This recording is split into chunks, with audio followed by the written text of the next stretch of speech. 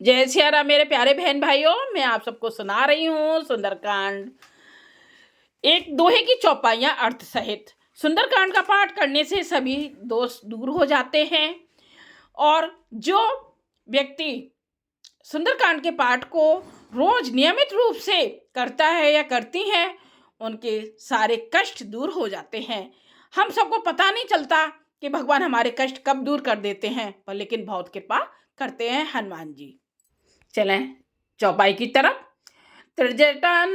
त्रिजटासन बोली केरी जोरी, मातु विपत्ति संग निते मोरी।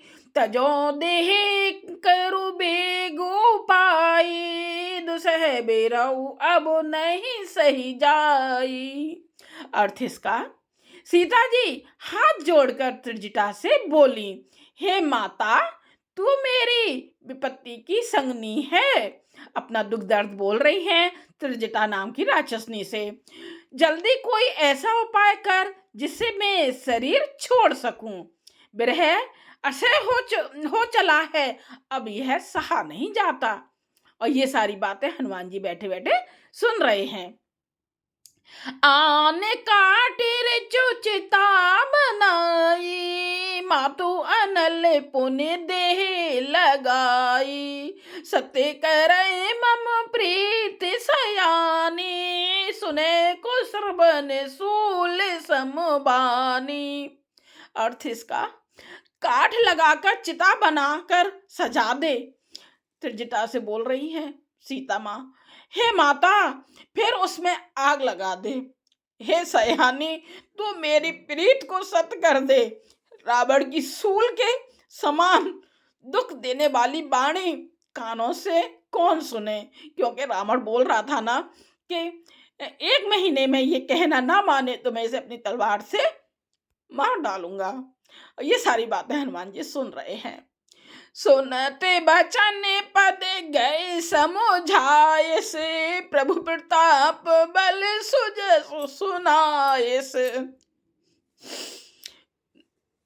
निस न अनल मिल सुन सुकुमारी, अस कहे सो निज भवन सिधारी। अर्थ इसका, सीता जी के वचन सुनकर त्रिजटा ने चरण पकड़कर उन्हें समझाया और प्रभु का प्रताप, बल और सुयश सुनाया।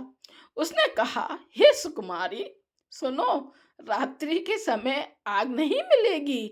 ऐसा कहकर वह अपने घर चली गई। के सीता विधि भा प्रतिकूला, मिलहे न पावक मिटहे न सूला। देखते प्रगट गगनी अंगारा, अबने न आवत एक उतारा। अर्थ इसका, सीता जी मन ही मन कहने लगी, क्या करूं। वो सोच रही है मन ही मन में, विधाता ही विपरीत हो गया, यानी कि उल्टा हो गया। ना आग मिलेगी ना पीड़ा मिटेगी मेरी। आकाश में अंगारे प्रकट दिखाई दे रहे हैं, पर पृथ्वी पर एक भी तारा नहीं आता। ऐसा सोच रही है मन ही मन में सीता माँ। पावक में से स्मृत न आगी, मानहु मोए जाने हति भागी। सुनहे बिने मम बिटप अशोका, सत्य नाम करु हरु मम शोका। अर्थ, चंद्रमा अन्य है, किंतु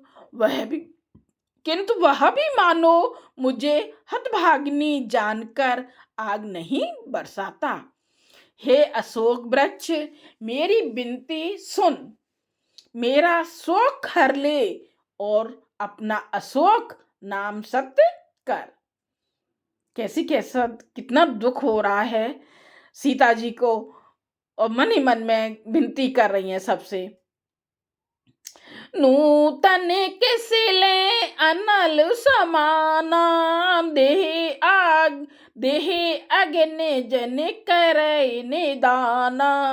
देखे परम बिरहा कुल सीता, सोचने कपहि कलप सम बीता। अर्थ इसका, तेरे नए नए कोमल पत्ते अग्नि के समान हैं।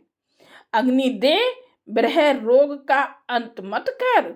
अर्थात ब्रह रोग को बढ़ाकर सीमा तक ना पहुंचा। सीता जी को ब्रह के परम व्याकुल देखकर वह क्षण हनुमान जी को कल्प के समान बीता। हनुमान जी सुन रहे थे ना ऊपर बैठे बैठे, तो इतना समय उन्हें एक कल्प के समान बीता। उनका सोठ था, कपि करि हृदय विचार, दीन मुद्रिका डार तब, जन अशोक अंगार, दीन हर्ष उठ कर गयो।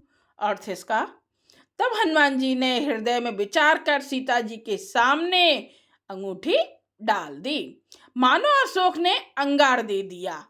यह समझकर सीता जी ने हर्षित होकर उठकर उसे हाथ में ले लिया। सीता जी बड़ी एकदम खुश हुई जब अंगूठी गिरी कि अरे मैं मतलब अशोक से विनती कर रही थी तो कि ऐसा लग रहा है कि मुझे एक अंगारा दे दिया।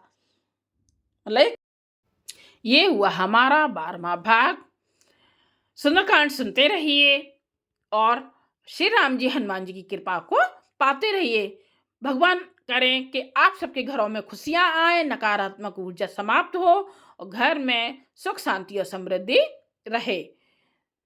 लाइक कीजिएगा, कमेंट्स कीजिएगा और सब्सक्राइब कीजिएगा। जय सिया राम।